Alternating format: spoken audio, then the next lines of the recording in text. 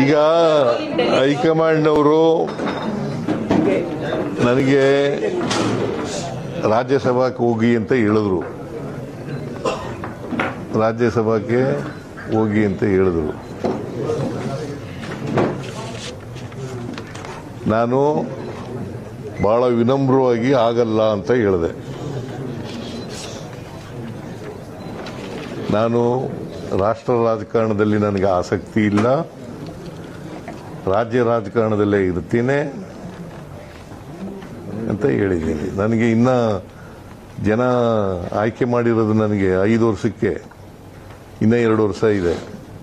ಅಲ್ಲಿವರೆಗೆ ಕರ್ನಾಟಕದ ಜನಗಳ ಪರವಾಗಿ ಮತ್ತು ನಮ್ಮ ಕ್ಷೇತ್ರದ ಜನಗಳ ಪರವಾಗಿ ಮುಂದಿನ ರಾಜಕೀಯ ಪಯಣದಲ್ಲಿ ನಿಮ್ಮ ಪಾತ್ರ ಹೇಗಿರುತ್ತೆ ಸರ್ಕಾರದ ಸಂದರ್ಭದಲ್ಲಿ?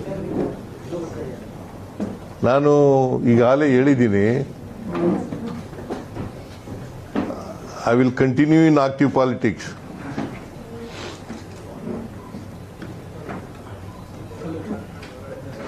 ನಾನು ಕೋಮು ಶಕ್ತಿಗಳ ವಿರುದ್ಧ ಹೋರಾಟ ಮಾಡ್ತೀನಿ ಅಂತ ಹೇಳಿದ್ದೀನಿ.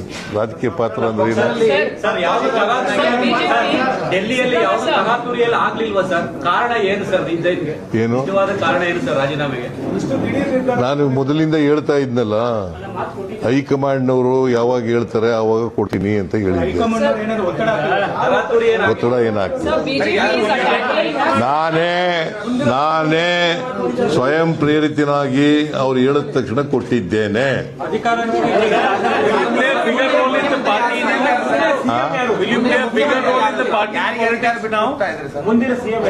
ಒಬ್ರು ಕೇಳಿದ್ರೆ ಹೇಳ್ಬೋದು, ಎಲ್ಲರೂ ಒಟ್ಟಿಗೆ ಕೇಳಿದ್ರೆ 4 ಜನ 5 ಜನ ಕೇಳಿದ್ರೆ ಯಾರಿಗೂ ಉತ್ತರ ಕೊಡೋದು?